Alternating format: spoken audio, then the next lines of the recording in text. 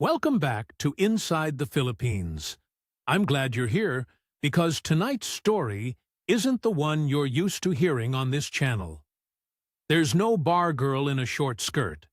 There's no dating app catfish with 3 other foreign boyfriends on the side. There's no villain at all, really. And that's exactly why I wanted to bring it to you. Tonight's protagonist is Brendan, 55 years old. A bricklayer from Limerick, Ireland, who spent 30 years on building sites across Dublin, Birmingham, and Manchester before his back gave out and the work disappeared. He's a quiet man. Big hands, soft voice, the kind of fella who's spent his whole life letting walls do his talking for him. And in February of 2024, he got on a plane to Cebu with a fortnight's holiday booked, and absolutely no idea what he was walking into. What happened to Brendan isn't a scam. I want to be clear about that up front. He didn't get robbed.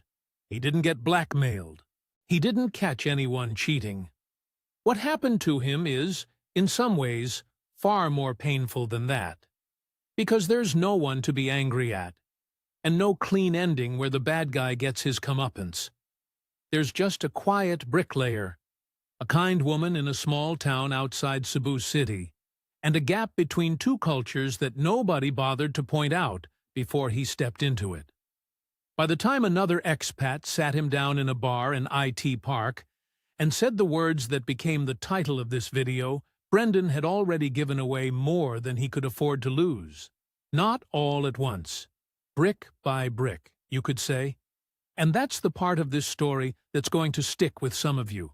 Because if you've been watching late-night videos about retiring in the Philippines, if you've been chatting with someone on Messenger for the last few months, if you've been telling yourself you're too sensible to be one of those fellas, you need to hear what Brendan has to say.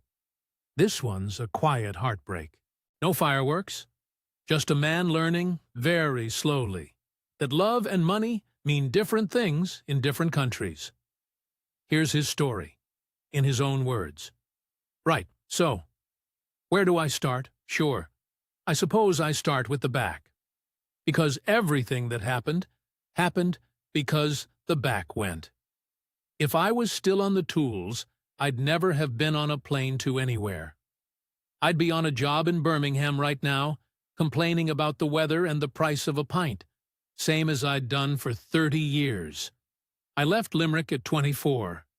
Bit of work at home, but not enough. Never enough.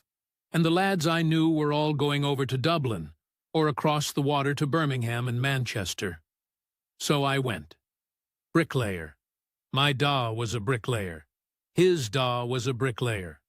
It wasn't really a decision, you know yourself.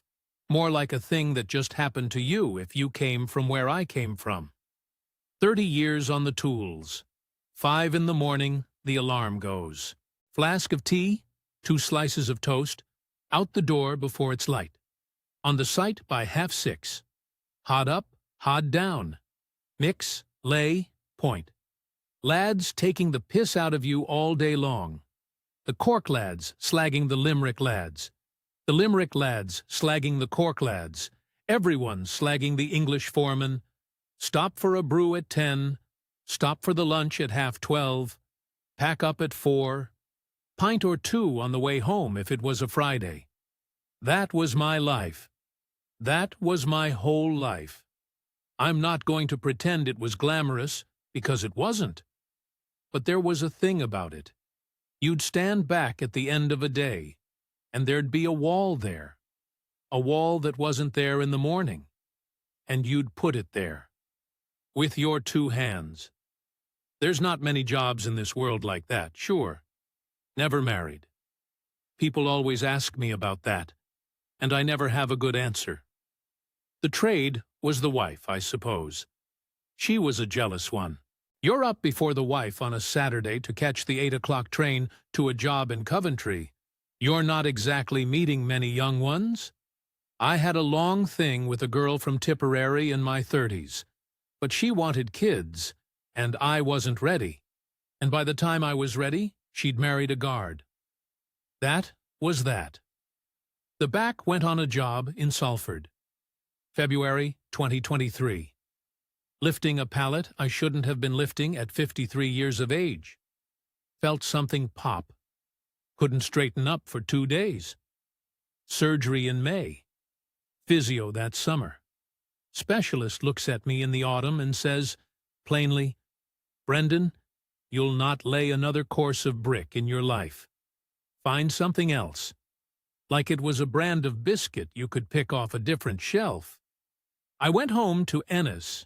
My sister Bridget had a spare room. Her lads were grown and gone. Her husband Mick was working away in Cork during the week. And she said, "Come and stay till you sort yourself out." 3 weeks, I said.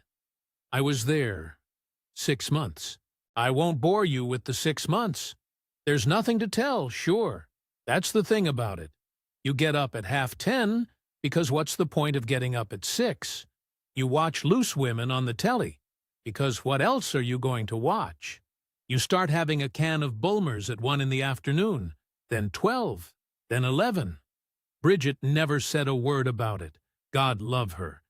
But I'd see her glancing at the recycling on a Sunday, and I'd feel the shame of it. It was the YouTube that done it, in the end. I was up at 3 in the morning, couldn't sleep, the back at me, scrolling through videos, and one of those videos comes on the autoplay. Some fella with an Australian accent showing a sunset over Mactan, drinking a San Miguel beer, talking about how €1,000 a month went a long way out there. And I clicked another one, and another one. 3 months of it, I was at it. The Philippines. Catholic country. They speak English. The women in the videos had soft eyes, and they smiled like they meant it. Not like Thailand. I'd looked at Thailand too, but it was all Germans in Speedos and drunk Brits falling out of go-go bars. And I knew myself. I'm not that fella. I'm not built for that. I'm a Mass on Sunday fella, whether I go or not. I booked the flight at 3 in the morning. Didn't tell Bridget for a week. When I told her, she just looked at me for a long time and said, "Brendan, mind yourself out there, would you?" She knew. She always knew more than I did. That was January. By February the 2nd, I was on a plane to Cebu, with a fortnight's holiday booked, and a vague notion that maybe, if it was as nice as the videos, I'd extend. I extended. All right, I extended. Mactan Airport, at 1 in the morning, is a thing you don't forget. The plane doors open, and the air comes in, and it's like, I don't know how to describe it to a fella who's never been. It's not heat the way Spain is heat. It's wet. It's heavy. It sits on you. I'd been wearing a jumper because the plane was freezing, and inside of 2 minutes walking down that jet bridge, I was peeling it off, and my shirt was stuck to my back already. And I thought, Jesus, what have I done? I got through immigration grand. The fella stamped me in for 30 days, smiled, said, "Welcome to the Philippines, sir." And that was that. Pulled my one suitcase off the belt and walked out into the arrivals hall. And there's a wall of faces behind a barrier, all holding signs, and the noise of it. People shouting in Tagalog or Cebuano, I didn't know which.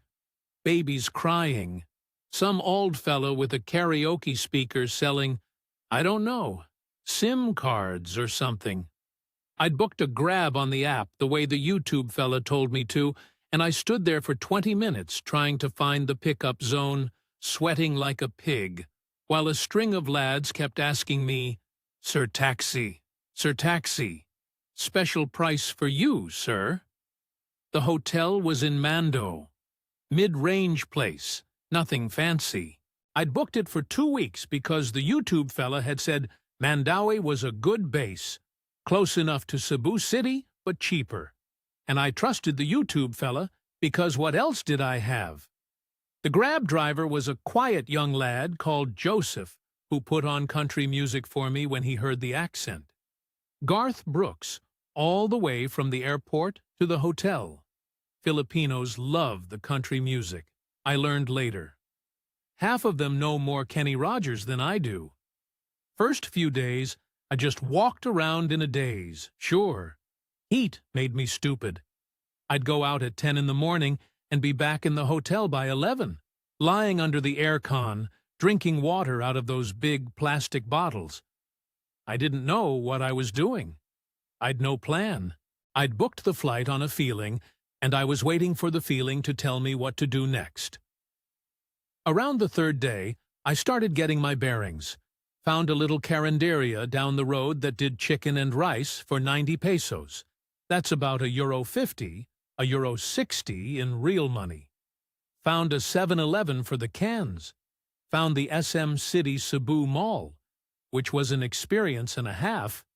It's the size of a small town, with a chapel inside it, like a Catholic cathedral plonked between a Watson's and a National Bookstore. I went into Mass there one afternoon just to sit down out of the heat, and there were maybe 200 people in attendance on a Wednesday in a shopping center. That stayed with me, I'll be honest with you. Anyway, the bakery. I'm getting to the bakery. There was a small place 2 blocks from the hotel, Julie's Bake Shop, I think it was, or one of those chains, I can't remember exactly. And on the 4th or 5th morning I went in for the breakfast.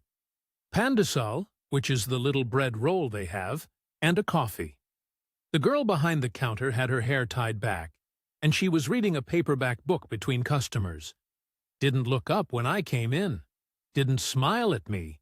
Didn't do the eye contact thing the girls in the bars do. And I'd been to 1 or 2 of those bars by then, just to see. And I'd come out feeling about 100 years old and a bit dirty, if I'm honest. This one didn't even clock me. Took my order, gave me my change, went back to her book. That's why I went back the next morning. That's the truth of it. I went back because she didn't seem to care that I existed. Doesn't sound very romantic when you say it out loud, but there it is. Third morning she remembered me. Pandesal and a black coffee, sir. Just like that. Smiled this time, but it was a small smile. Professional, the way the girls in the supermarket at home would smile at a regular. Fourth morning, we exchanged about 10 words. What's your name, sir? Brendan. Where are you from, sir? Ireland. She nodded like she knew where Ireland was, which most of them did, I learned. Half of them have a cousin nursing in Galway. Her name was Maravic. She told me on the 5th day, when I asked. Maravic Tagalo, 29, though it turned out later she was 31. She'd shaved a few years off. And I don't blame her, sure. Women do that everywhere. She was from a place called Talisay, just south of the city. Lived with her mother and 2 nephews. Father had passed when she was 19. Eldest of 4. Worked the bakery 6 days a week for 500 pesos a day. That's about €8 for a 12-hour shift. And I had to ask her to repeat that twice because I thought I'd misheard. €8 a day. I'd spent more than that on a sandwich at Heathrow. I asked her on the 6th or 7th morning if she'd want to get a coffee somewhere that wasn't her workplace. I was red as a beetroot asking her, mumbling like a schoolboy, and she looked at me for a long second, and then said yes.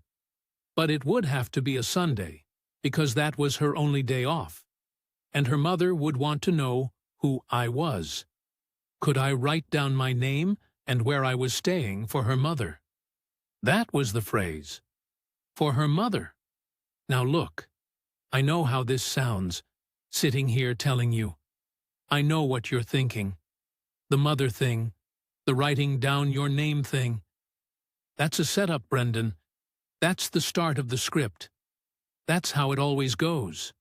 But you weren't there. You didn't see her face. She wasn't acting. I'd swear that on my own mother's grave, even now, after everything. She was just a young one whose mother had told her since she was 12 never to go anywhere with a man without telling somebody first. That's not a scam.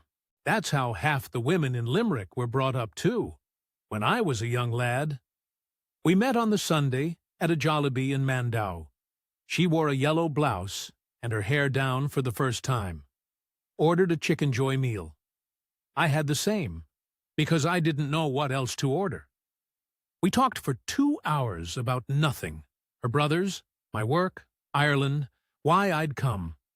Towards the end of it, she reached over and put her hand on top of mine for just a second. Squeezed it. Said, "Tito Brendan, you have a kind face." Tito. That word means uncle, I learned later. It's what children call their mother's brother. It's what families call a man who's older, a man who's been brought into the circle. I didn't know that, sitting in that Jollibee. I just thought it was a sweet thing she said. I think about that word a lot now. Tito. Should have asked what it meant. Didn't. It was the second Sunday. I'd extended my hotel by another fortnight by then, told myself I needed the time to think. When she asked if I'd come down to Talisay to meet her mother. Just for the lunch, she said. Nanay was making adobo. The nephews wanted to meet the Irish man. I said yes before she finished the sentence. Talisay's about 30 minutes south of Cebu City, if the traffic's behaving itself, which it never is. We took a jeepney part of the way and a tricycle the rest, because that's what she did. And I wasn't going to call a grab and have her walking up the road to her own house in front of me like the lord of the manor. The jeepney was packed. I'd say there were 16 people in a vehicle that maybe should hold 10. An old woman with a live chicken in a plastic bag on her lap. 2 schoolgirls in blue uniforms texting on the same phone. A young fella with a speaker playing OPM ballads at full volume. Maravic told me OPM stands for Original Filipino Music, which I thought was a great phrase. Original Filipino Music. They've all the love songs in the world. The house was in a barangay off the main road. You went through this little maze of concrete laneways, sari-sari stores on every corner, kids playing basketball at a half-rusted hoop nailed to a coconut tree, dogs everywhere, roosters crowing even though it was the middle of the day. Karaoke coming from somewhere. Total eclipse of the heart, I remember, because I laughed when I heard it. Bonnie Tyler in Talisay on a Sunday afternoon. Maravic's house was at the end of a row. 2 rooms, concrete blocks rendered with that pebble dash-looking finish, corrugated tin roof patched in 3 places with bits of plastic and old rice sacks. A small yard out the front with a hand pump well and a clothesline with the laundry already up. No glass in the windows, just wooden shutters propped open with sticks. A sari-sari store run by an auntie next door. I'd meet Auntie Linda properly soon enough. But that's getting ahead of myself. Nanay Cora was waiting at the door. Tiny woman, maybe 4'11", hair iron gray and tied back, wearing a faded floral house dress. She took both my hands in hers when I walked up, looked me dead in the eye, and said, in better English than half my cousins, "Tito Brendan, you are welcome in our home. Maravic has told me good things about you. Please, you sit, you eat." That was it for me, I think. The handshake at the door. I'd been a long time without anyone taking my hands in both of theirs and looking at me like I mattered. The 2 nephews, Jomar, who was 8, and Kit, who was 10, were on me inside of 10 minutes. I'd brought them a packet of Cadbury's chocolate fingers I'd picked up at the airport in Heathrow on a whim, and that was the masterstroke sure. They'd never seen anything like them. Jamar climbed up on the arm of the sofa to look at the writing on the box. Kit asked me if I had a son in Ireland. I said no. He looked at me serious as a judge and said, "Tito Brendan, you can be our Tito here. I'm not going to lie to you." I had to look out the window for a minute. The adobo was the best thing I'd eaten in 20 years. Pork shoulder, soy and vinegar, garlic, bay leaves, served over rice with a fried egg on top. Nane Cora kept ladling more onto my plate every time I made a dent in it, saying, "Eat, Tito. You are too thin. You need rice. I'm 16 stone, and I've never been called too thin in my life." I ate till I couldn't breathe, and she was still trying to feed me.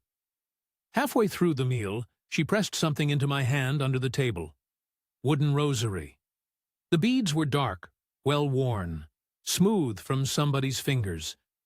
She closed my hand around it and said, "This was my husband's Tito. He went to God when Maravic was 19. I think he would have liked you. You take it. I'm not a man who cries easy. The lads in Birmingham would tell you that, the time I broke my finger laying lintel and didn't say a word for the rest of the shift. But I had to swallow hard and look at the wall a long time before I could thank her. We went to Mass together the following Sunday. Palm Sunday, this would have been late March 2024. Maravic, Nane Cora, the boys, and me walking up to the parish church in Talisay, palm fronds in our hands.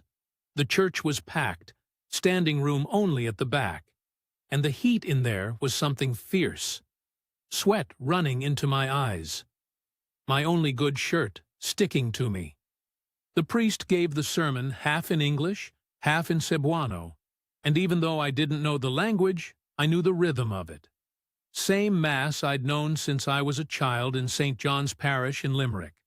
Same gestures, same kneel, stand, kneel. I cried a small bit at the consecration. Just a small bit. Nobody saw, I don't think. Or if Nane Cora saw, she had the kindness to pretend she didn't. I hadn't been to Mass since my mother's funeral in 2018. I'd forgotten what it did to a man. The first money came 2 weeks after that. It wasn't a request, the way you might think. It was me. I asked her. "Maravic," I said one evening at the Carinderia, "why are you killing yourself in that bakery for 500 pesos a day?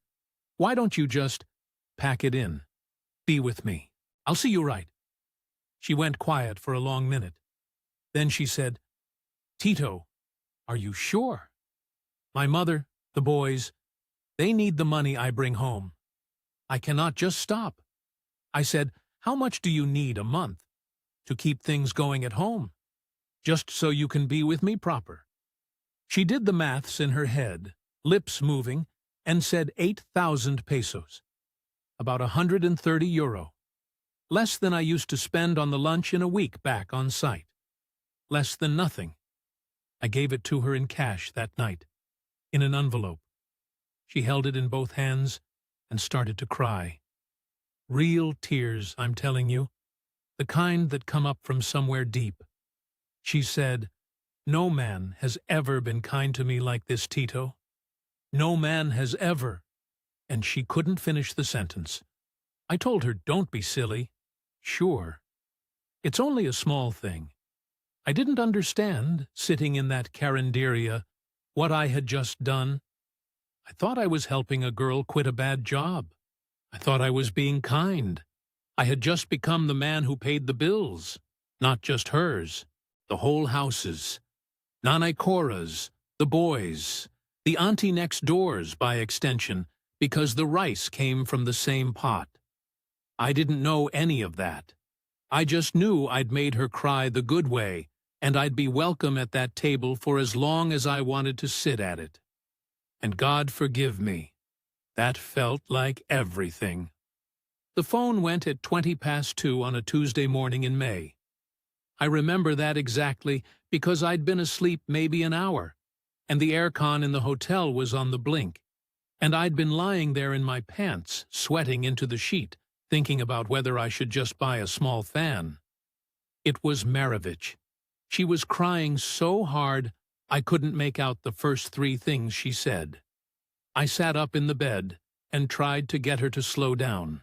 "Tito, Jomar. Jomar, he is sick.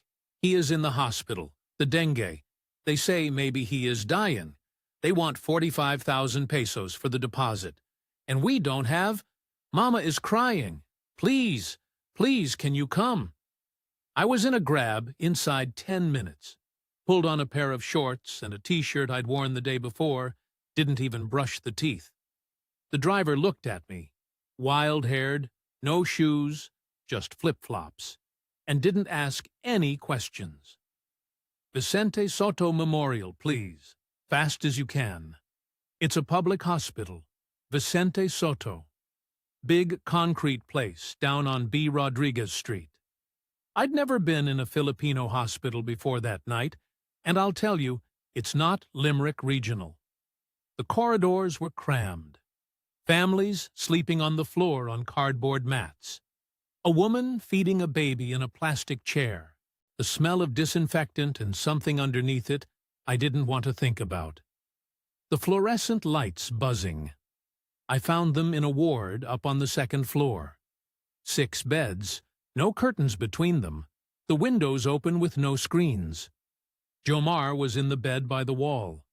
He had an IV taped to the back of his small hand, and his little face was the color of putty.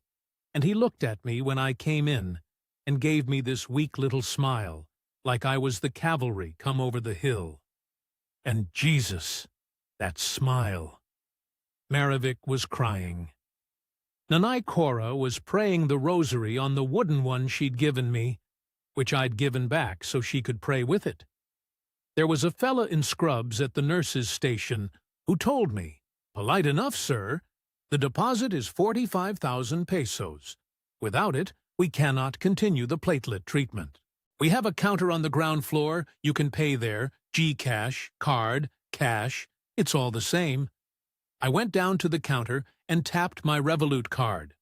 45,000 pesos, about 730 euros. The reader beeped, the receipt printed. The fella behind the desk gave me a little nod like he'd seen the scene 1,000 times before, which I'm sure he had. I went back upstairs. That's the thing I keep coming back to. Jomar was actually sick. He had actual dengue. He was actually in an actual bed, with an actual IV. Whatever else happened later, that part was real. One saw the boy. I held his small hand. He was an 8-year-old child, and he was very, very ill, and I had a bank card that could fix it. What was I going to do? Sit there with my hands in my pockets? He came home from the hospital 5 days later. Nanay Cora made me come down to Talisay and sit at the table and eat the kare-kare she'd cooked. And she wouldn't stop saying, "Tito Brendan, you saved him. God sent you to us. You saved him." It went straight to my head. Of course it did. A fortnight after that, Typhoon Agon came through. It wasn't a direct hit on Cebu, more of a clip, but it was enough. The wind came in for 2 nights, and the rain was sideways, and the patched roof on the Talisay house, which I'd seen for myself was held together with rice sacks and prayer, gave way over Nanay Cora's bedroom. Half of it just opened up to the sky. They had to move her bed into the front room and put basins everywhere. Maravic didn't ask me.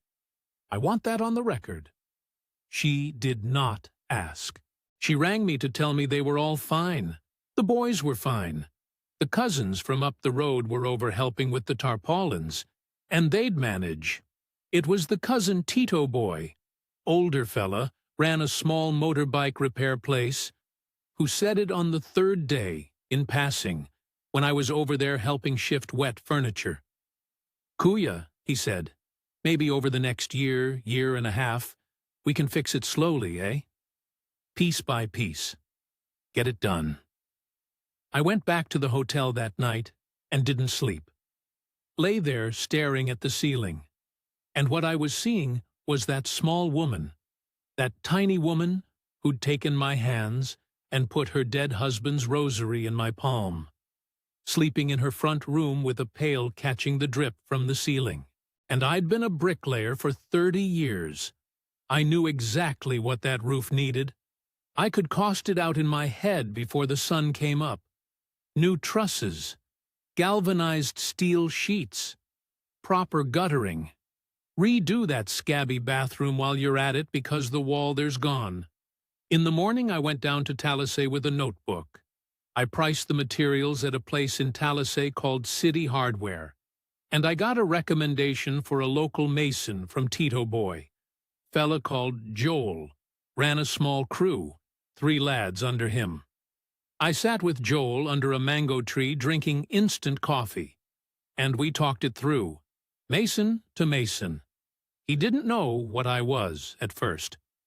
When I pointed out where the old trusses had failed, and why, his eyebrows went up and he said, "Kuya, you are in the building, diba?"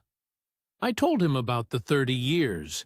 He grinned and said, "Okay, then we do this proper, you and me." The total came in at 180,000 pesos, about 2,900 euros. I paid Joel half up front, half on completion, and I went there every single day for 11 days while the lads worked. And I made the tea and ran the materials, and at the end of it, Nanay Cora's bedroom had a proper roof over it for the first time in 20 years. I felt better than I'd felt since the back went. I'm not going to pretend I didn't. Standing there at the end of the 11th day, looking at a finished roof I'd had a hand in, with Joel slapping me on the shoulder, and Jomar running up to show me a drawing he'd made of the house with me standing beside it. That was a proper day. That was a man being useful again. By July, I'd given up the hotel and moved into a small condo in IT Park. 28,000 pesos a month, about 450 euros, modern building, decent security, a little gym I never used. Maravic stayed over 4 nights a week, went home to Nanay Cora the other 3. We went out for proper dinners. There was a place at Ayala Center called Abaca. Lovely seafood, 2,500 pesos for the 2 of us. And I started sending Nanay Cora her own 20,000 pesos a month separately. The mother shouldn't have to ask the daughter, I told myself. The mother should have her own dignity. I had 60,000 euros in the bank when I extended the lease. I did the rough sums on the back of an envelope one Sunday afternoon over a San Miguel. 8,000 pesos to Maravic, 20,000 pesos to Nane. Rent, food, the odd dinner. I figured I was good for years at that rate. Years. It was around then that Tito Boy clapped me on the shoulder one evening and said, "Kuya, you know, your generosity, it is famous now in the barangay. Everybody knows about Tito Brendan and the roof. Everybody." He meant it as a compliment. I took it as one. I think about that line a lot now. Famous in the barangay. There's a kind of fame you don't want, sure. The kind where word gets around that there's a soft-handed Irishman down the end of the row who'll fix your roof, if you ask nicely. I just didn't know that yet. I was too pleased with myself to know. August was when I stopped counting. That's the honest way of putting it. Up until July, I'd had the rough sums on the back of an envelope. By August, the envelope was gone, and the requests had folded themselves into the week the way the laundry does. You didn't think about them anymore. You just dealt with them as they came. The school fees were the first thing. Kit was starting grade 5, Jamar was going into grade 3, and there was a Catholic school up the road from the house, Sacred Heart something, I forget the full name, that did them better than the public one. Maravic mentioned it over a Sunday lunch like she was thinking aloud. 18,000 pesos for the term, both boys, about 290 euros. I said, put them in. Sure, of course, put them in. What else would they do? I sent it from my Revolut to her Gcash that same afternoon and didn't think about it for 10 seconds. Then Auntie Linda's Sorry store, the one next door, run by Maravic's mother's sister. Sorry stores, if you don't know, they're these little shops in the front of people's houses. A counter with bars on it. packets of crisps and shampoo sachets and Lucky Me noodles and single cigarettes, ice in a polystyrene box for the soft drinks. Auntie Linda's stock had been running thin all summer because her supplier wanted cash up front, and she didn't have it. Maravic said it one evening over a San Miguel. "Kuya, if Auntie has steady stock, then she has steady income, and she will not need to ask Mama, and Mama will not need to ask me." Made perfect sense the way she said it. 15,000 pesos, about 240 euros, to lay in 3 months of stock. I paid it. The cousin, Raymark. He was 24, the son of another aunt I'd not yet met, and he had a job interview in Manila, call center work in Ortigas, a real opportunity, a fresh start. He needed the bus fare to Manila. The boat fare from Cebu to Manila, actually, because the flights were all booked out. 4,500 pesos. He needed a place to stay for the first week. 8,000 pesos. He needed clothes for the interview because his only good pair of trousers had a tear in them. 2,000 pesos. Total, about 14,500 pesos. 235 euros. I paid it. He went to Manila. He came back 2 weeks later. He hadn't got the job. There was, apparently, another interview the following month, in Makati this time. Would I? And I paid that one too. The washing machine for the house. Their old one had finally given up. A top loader that had been third-hand when Maravic's father bought it in the 90s. And the laundry of 3 growing boys and 3 women was getting on top of them. 22,000 pesos. 350 euros. I bought it at SM Appliance. The Globe load. They were always running out of phone load. 500 pesos here, 500 pesos there. It was nothing per transaction, but I'd see 4 or 5 of them a week on my Revolut history. The fiesta in the province. Maravic's mother's home village in northern Cebu had its town fiesta in late August, and the whole family was going up for 3 days, and it was a big deal. Pasalubong gifts to bring, the family contribution to the lechon, the hire of the van to drive them all up there. 25,000 pesos, 400 euros, the death anniversary mass for Maravic's father. 4 months on from the typhoon roof. Anniversary of his passing. 15th year. There would be a mass at the church in Talisay, and a meal afterwards at the house. And you can't have a death anniversary meal in the Philippines without lechon. A whole roast pig. 8,000 pesos for the pig alone.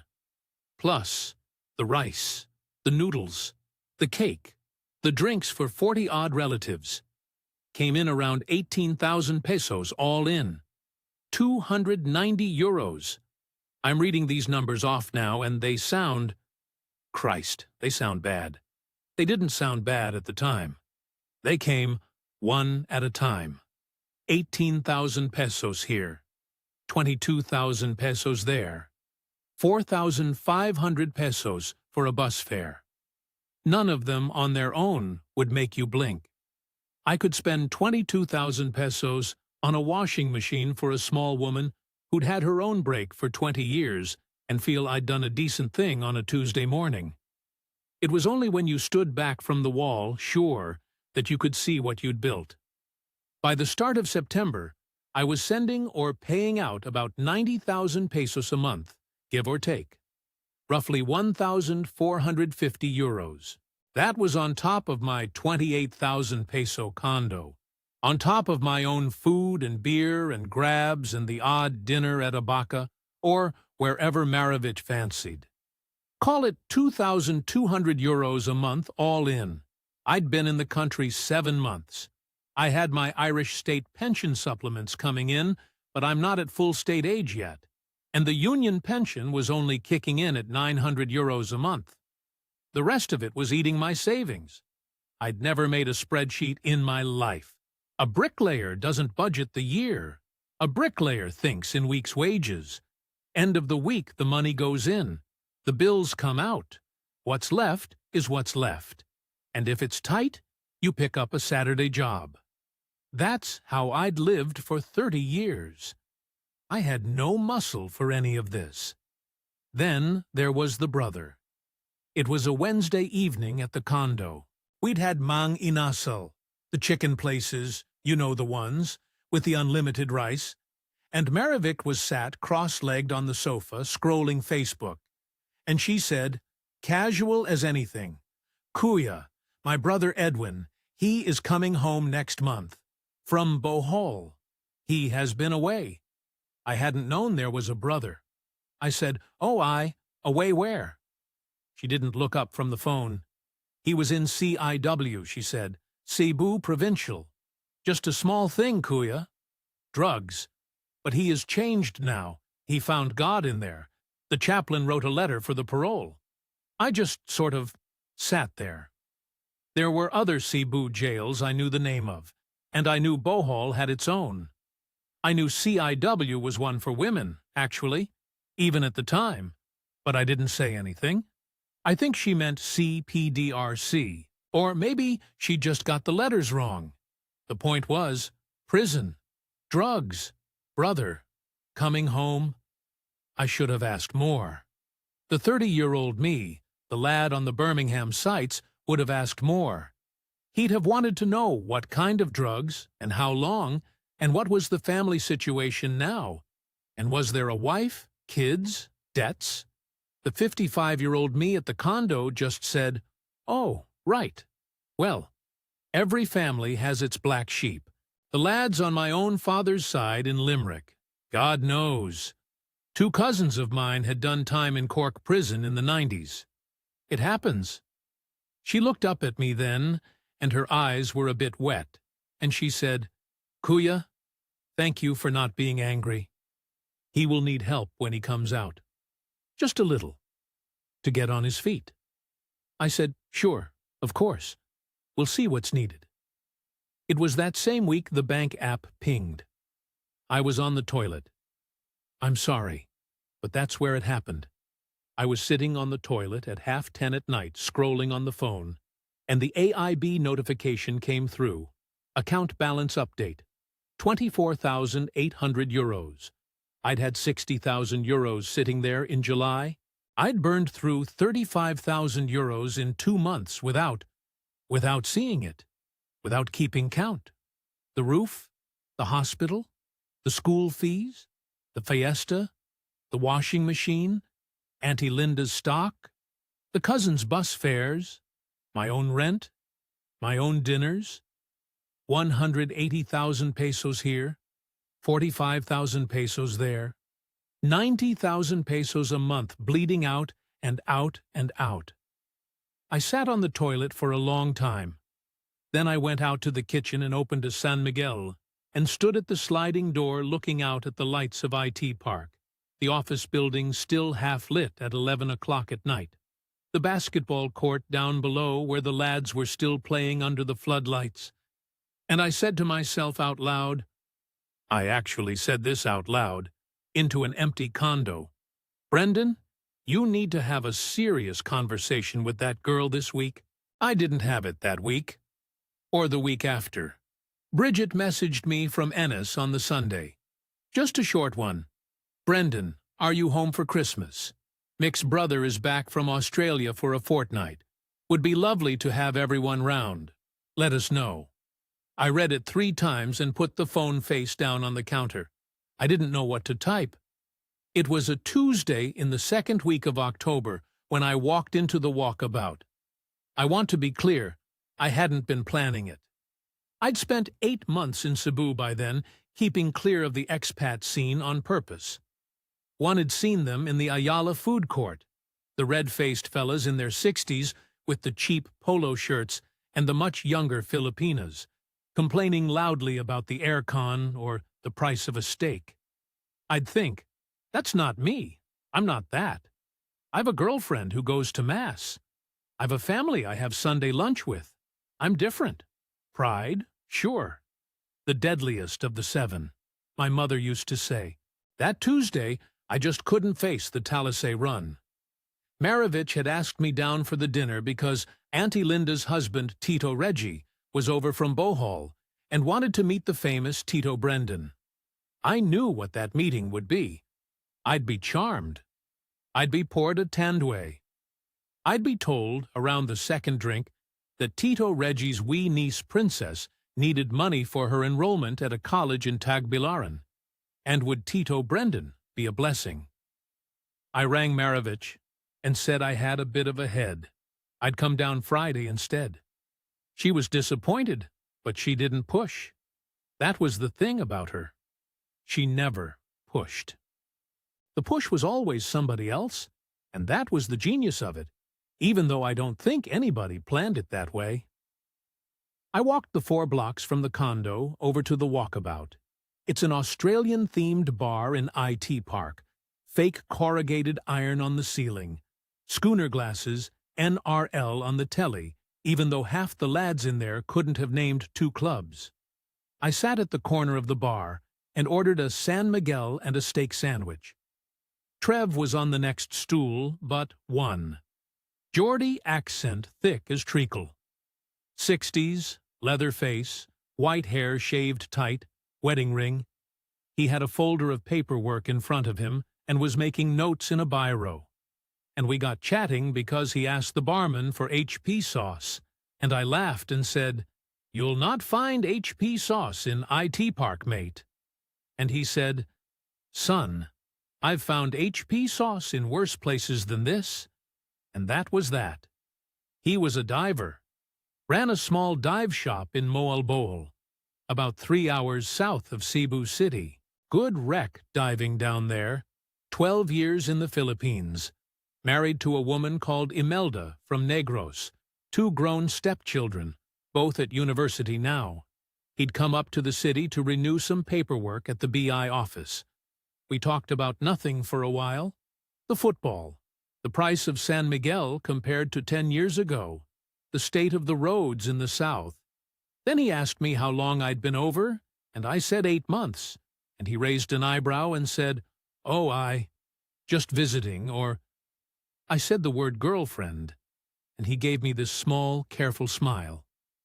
"Where's she from, son?" "Talisay," I said. "Family there. Mother, 2 nephews. The lot." He nodded slowly. He didn't lecture. He just asked the questions.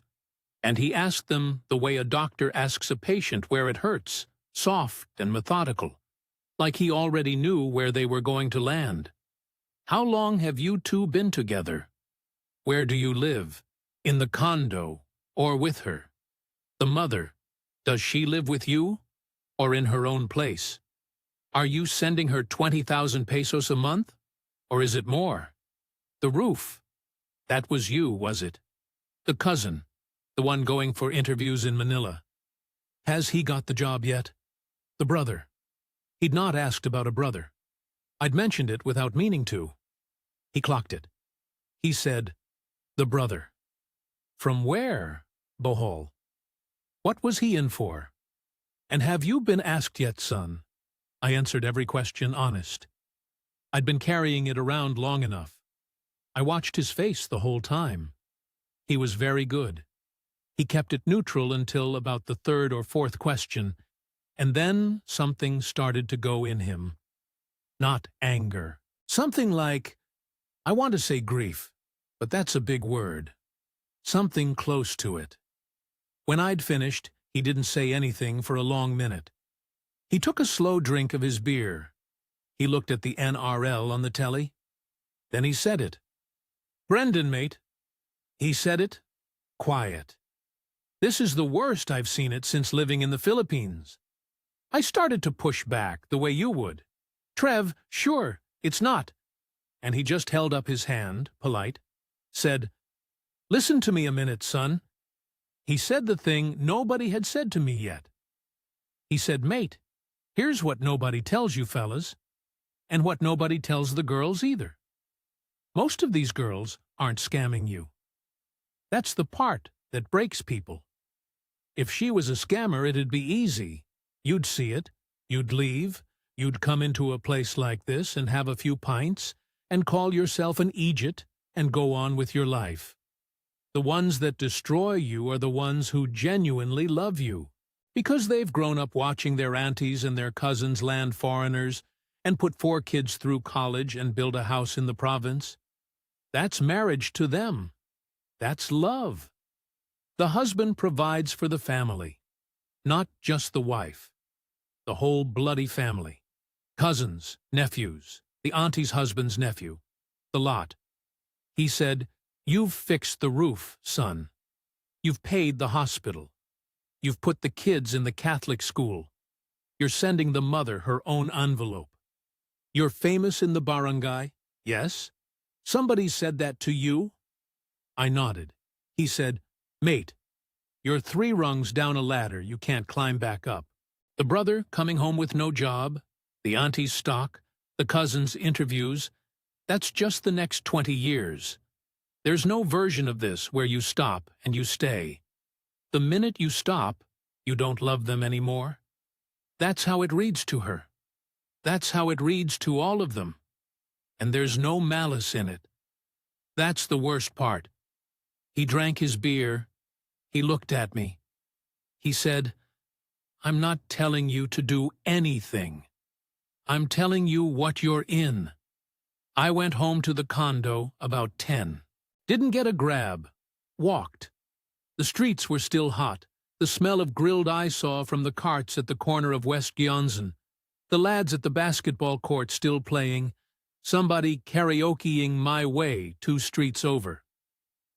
I got back to the condo, and I sat at the kitchen counter, and I opened the AIB app, and I went back, transaction by transaction, 8 months of it.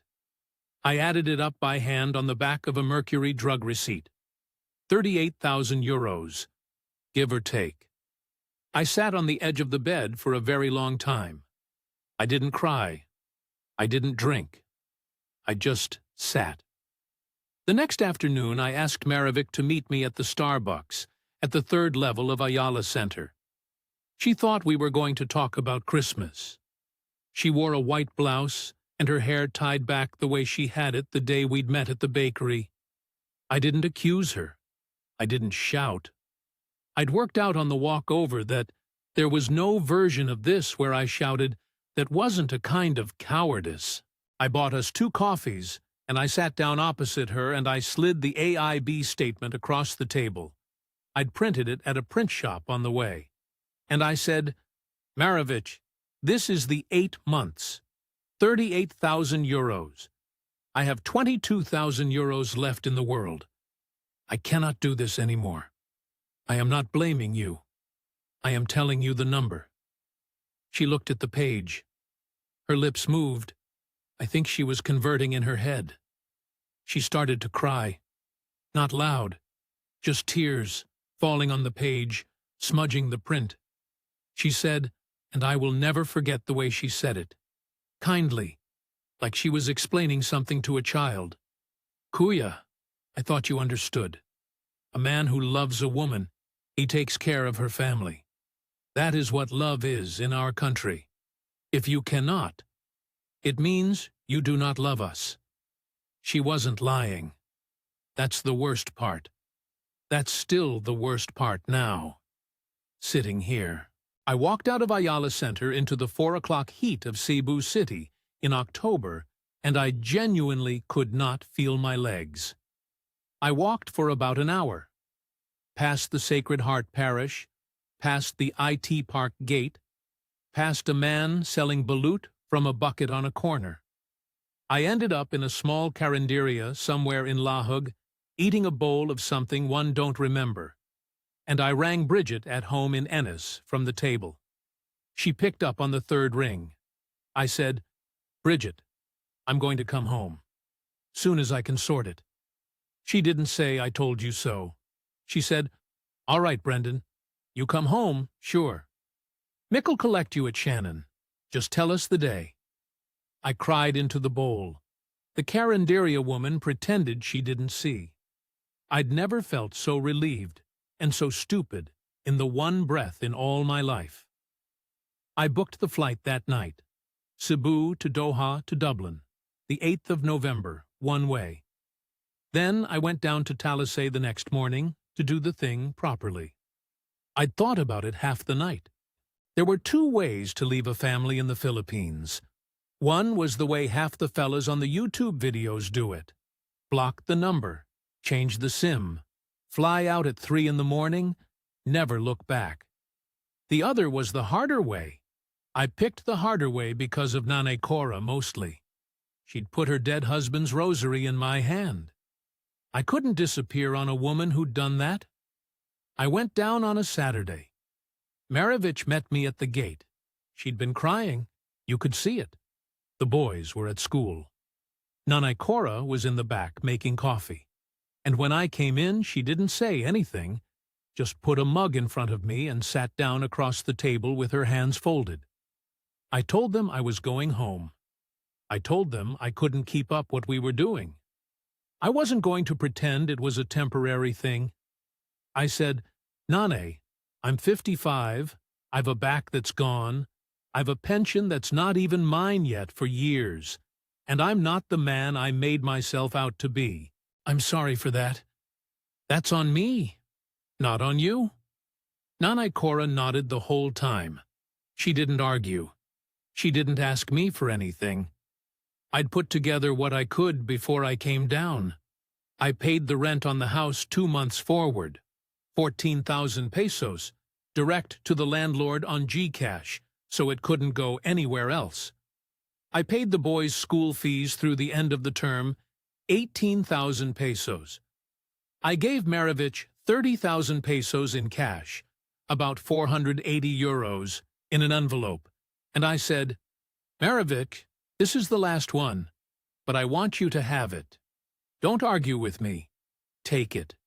Find a man whose pockets are deeper than mine. I mean that. You're a good young one, and you deserve a fella who can be what you need him to be. I'm not him. I tried, but I'm not. She cried at the door. So did I. I'll be honest. Nanay Cora hugged me and said, God bless you, Tito Brendan. You were good to us. Even now, you are good to us. She gave me back the rosary. I tried to refuse it, but she pressed it into my hand the way she'd done the first day, and said, This stays with you. You keep it. So I did. I walked away from that house, and I didn't look back, because I couldn't.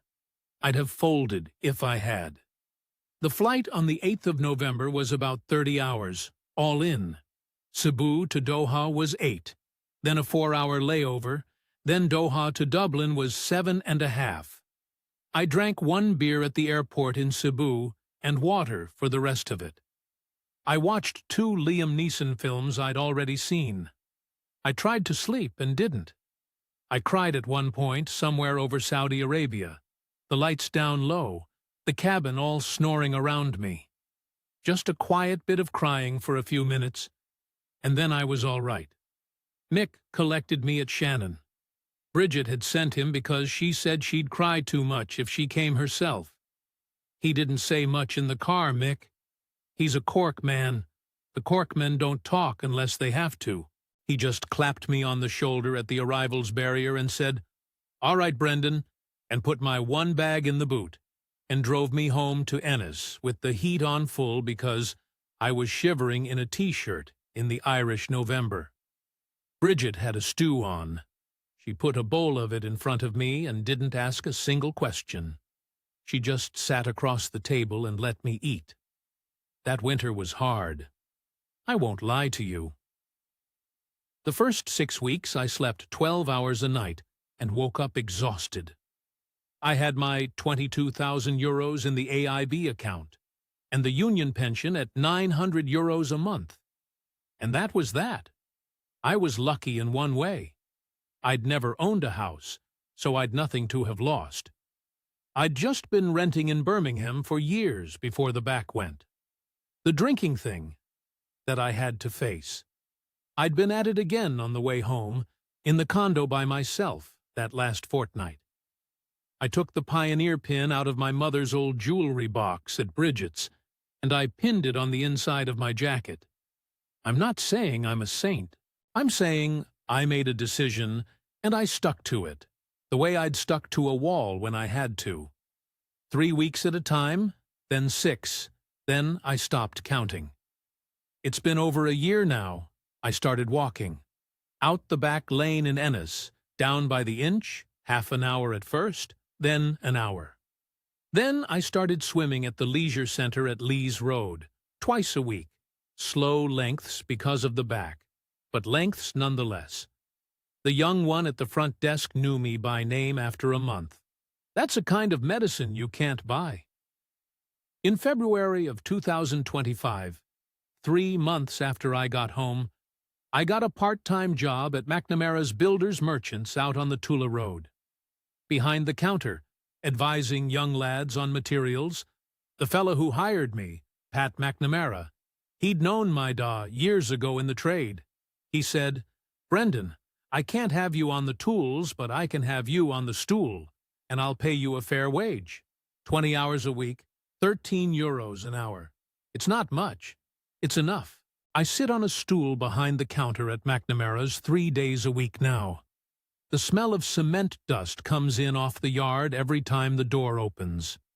The young lads come in for their lintels and their plasterboard and their bags of mortar, and half the time they don't know what they want, and I get to tell them. I get to be the old fellow who knows. The one who says, "No, son, that's not the right joist for that span. You'll want this one." I'd say it's the closest thing to a wall I've built in 3 years. About Maravic. We exchanged a few messages over the months. Friendly enough. She told me in February of 2025 that she'd met an Australian fella, Darren, who was working out in Cebu on a mining contract. They got engaged in March. I sent her a wee message saying congratulations, and meant it. I hope, genuine, that Darren's pockets were deeper than mine. I hope Nane Cora's roof holds. I hope the boys finish at Sacred Heart and go to a decent university one day. None of that's mine to fix anymore, but I hope it. Now look, the lesson, if there is one. I've thought about this a lot, sitting on the stool at McNamara's. It's not a dating tip. There's 1,000 fellas on YouTube giving dating tips. Don't send money in the first 6 months. Don't pay for the family. Don't agree to the fiesta. They're not wrong, but they're missing the point, in my opinion. Sure, it's a cultural thing. You're not dating a woman over there the way you'd be dating a woman in Limerick or Leeds or Liverpool. You're being adopted by a family. The girl's the door, but the family's the house. And the house comes with a roof that needs fixing, and an auntie who needs stock, and a brother who's coming home from somewhere. That's not them being bad. That's them being them. That's how the country works. They wouldn't be the people they are without it. The mistake, my mistake, is I walked through the door without reading what was written above it. Nobody handed me a contract. Nobody sat me down and said, "Brendan, here are the terms." I just nodded yes to a second cup of tea, and a third, and a fourth, and by the time I looked up, I was on the deeds of a house I couldn't afford to live in. So that's all I have to say about it. If you can afford to feed 3 generations for the rest of your life, off you go, with my blessing. If you can't, and most of us can't, sure, then walk careful, walk slow. And when somebody tells you you're famous in the barangay, take it as a warning, not a compliment. That's it. That's all of it. That was Brendan, a bricklayer from Limerick who flew to Cebu looking for a second chance and found something he didn't have a name for. I want to say a few things before we go. The reason this story matters, the reason I asked Brendan to tell it, is that it doesn't fit the shape of most stories on this channel. There's no scammer to point at. There's no betrayal you can dramatize. Maravic isn't a villain. Nane Cora isn't a villain. Even the cousin Raymark, who never did get the call center job, isn't a villain. They're a family who have lived for generations on the assumption that when a foreigner enters the picture, the whole family rises with him. That's not malice. That's a country with no welfare net and 100 years of OFW culture and a Catholic faith that says you take care of your own. It's not wrong. It's just expensive. And most of you watching this can't afford it.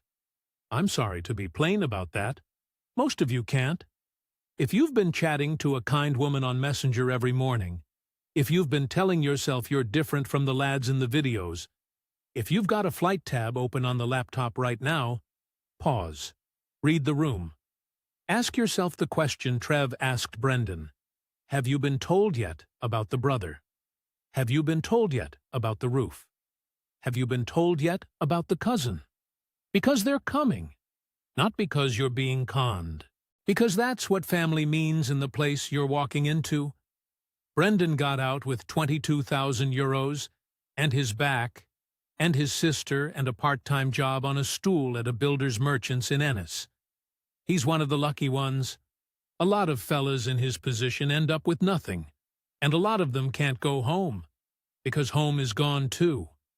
Thank you, Brendan, genuinely, for telling us this. It takes a particular kind of honesty to sit and recount a story where you can't blame anyone but yourself for what you said yes to. If this story struck a chord with you, hit the like button, subscribe to the channel, and share it with the lad in your life who's been a bit too quiet about his messenger conversations lately.